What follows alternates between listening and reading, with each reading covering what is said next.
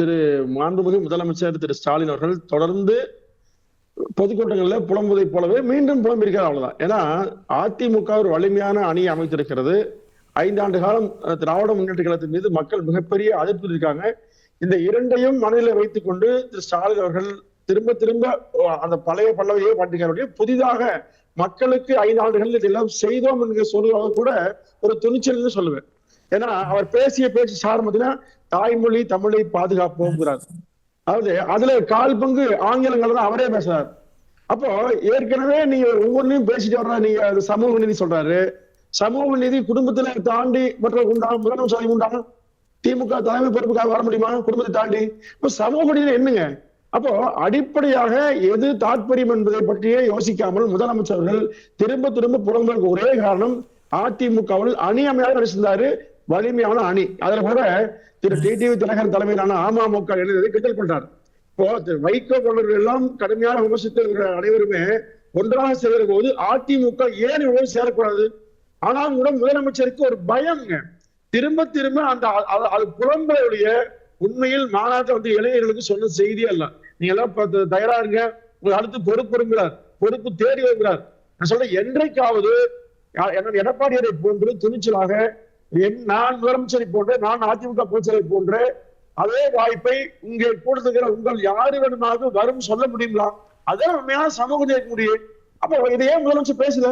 அப்போ இவர்கள் வாழ வேண்டும், இளைஞர்கள் வந்து தொடர்ந்து உழைக்க வேண்டும் என்கிற மனப்பான்மையோடு அவர்கள் வெற்றி பேச்சு. எனவே அதிமுக இதை குறித்து எல்லாம் அச்சப்படல. திரும்ப திரும்ப குற்றச்சாட்டு. அதாவது ஒவ்வொரு விஷயத்திலும் ஒரு 10-15 பாயிண்ட் பார்த்தேன். நான் முழுமையா பேச்சு கேட்டேன்.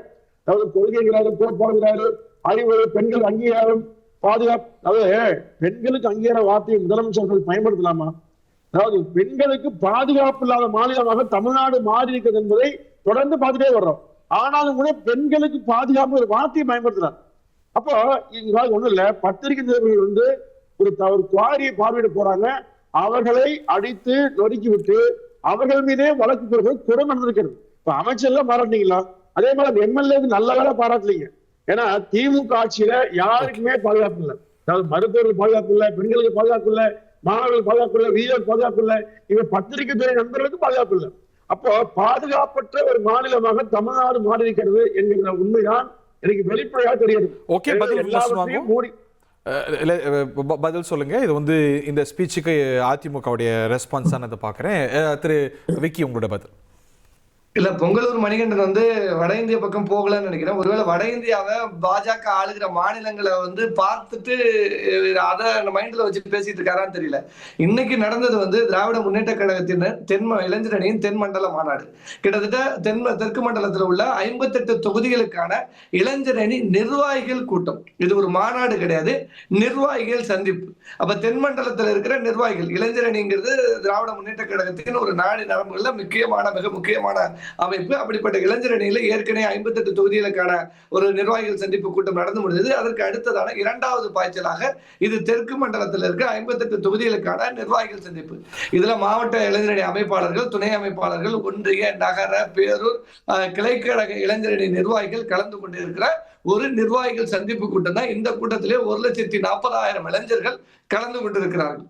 அப்ப இளைஞரணி அப்படிங்கிறது எவ்வளவு தூரம் இந்த கொள்கை சார்ந்த ஒரு கூட்டமாக இருக்கிறது, எவ்வளவு தூரம் அவர்களுக்கான அரசியல் அறிவு இருக்கிறது அப்படிங்கிறத நம்ம ஒரு மேடைகளிலும் நம்ம சொல்லிக்கிட்டே இருக்கும். ஏன்னா இதற்கு முன்னாடி எனக்கு விஜயை பற்றி விமர்சனம் செய்தார் என்று சொன்னதுனால சொல்றேன்.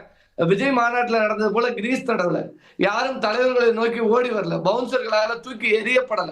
அப்ப அங்க இருக்கிற கூட்டம் அரசியல் மயப்படுத்தப்படாத ஒரு கூட்டம். இங்க நடந்திருக்கிற கூட்டம் ஒரு அரசியல் மயப்படுத்தப்பட்ட 70 ஆண்டு கால இயக்கம் இந்த மண்ணில் ஆண்டு இருக்கிற ஒரு கட்சியின் இளைஞரணி.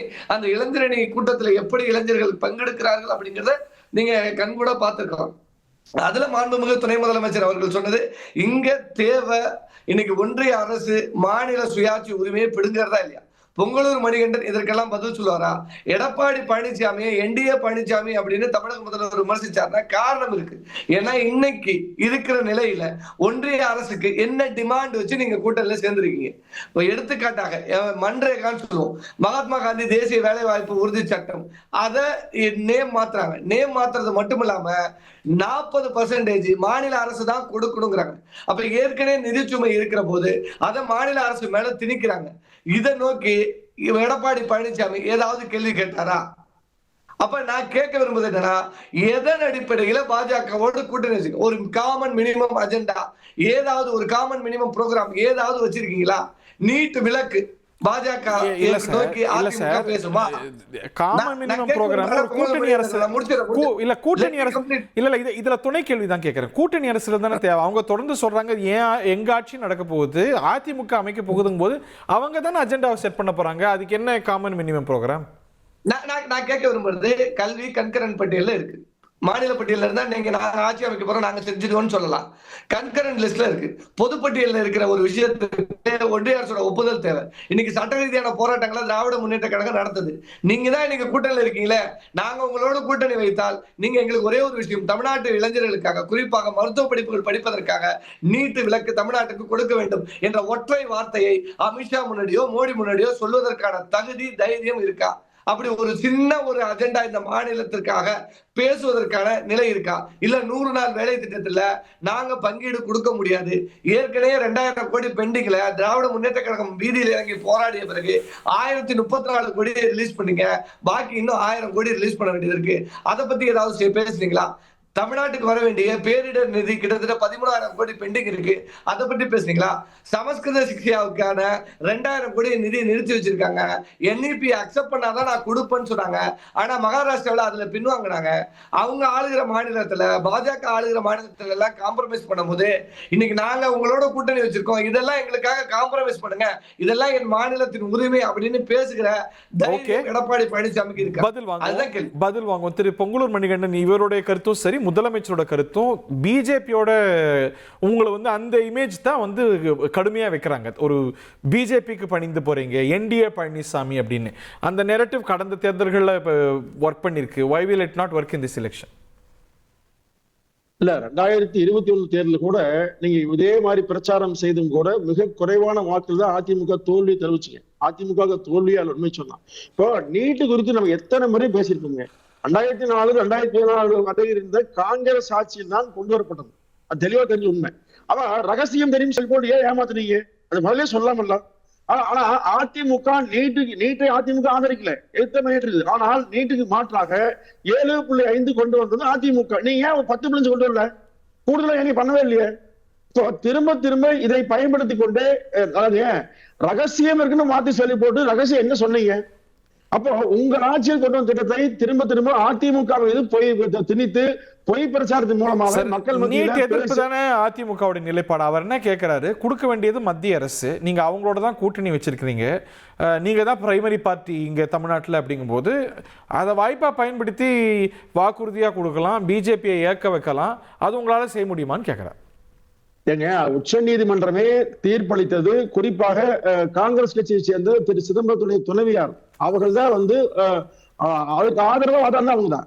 அவர்களே மிக தெளிவா சொன்னாங்க. திரு கார்த்தி சிதம்பரம் சொன்னாங்க, நல்லி சிதம்பரம் சொன்ன மாதிரி கார்த்தி சிதம்பரம் தெளிவா சொன்னார். அதாவது நீட் தேர்வை ரத்து செய்ய வாய்ப்பே இல்லை. குறிப்பா நீங்க திமுக சேர்ந்த திரு ஆர் ராசா என்ன சொன்னாருங்க, நான் எல்லா வகையிலும் ஆராய்ச்சி செய்ய மாட்டேன், நீட்டை ரத்து செய்ய வாய்ப்பே இல்லைன்னு சொன்னார். அப்போ அதிமுக ஆட்சியிலும் இதே மாதிரி சட்டமன்றத்துல தீர்மானம் போட்டாங்க, 2 பேர் முடிஞ்சது, அதுதான் திமுக பண்ணுச்சு. அப்ப அதிமுக ஆதரிச்சுங்களா? அப்போ நீங்க மத்திய அரசோடு வாதாடி எதையாவது கொண்டு வந்து தமிழ்நாடு பாருங்க. ஒரே ஆண்டில் இந்திய வரலாற்றிலே யாருமே செய்யாத ஒன்றாக 11 மருத்துவர்களை கொண்டு வந்தது அதிமுக. மிகப்பெரிய சாதனை அது. நீ ஒண்ணு வணங்கலாம். அதே மாதிரி பாருங்க, எதையாவது நீங்க சட்டக்கல்லூரி காலனி நிறைய சொல்றோம் இல்லையா, இந்த மாதிரி எதுவுமே சொல்லாமல் 5 லட்சம் கோடி கடன் எடுக்கப்பட்டீங்க. எதுக்காக செலவு பண்ணீங்க? அப்போ நீங்க கேட்ட 1000 ரூபாய் ஒன்னே சொல்றீங்க. 2021 வரையிலும் அதிமுக ஆட்சி காலத்துல வருமானமே இல்லாமல் அதிமுக மிக சரியாக சிறப்பாக ஆட்சியை மக்கள் மீது வரிகளை சுமத்தாமல் செய்தீங்களா?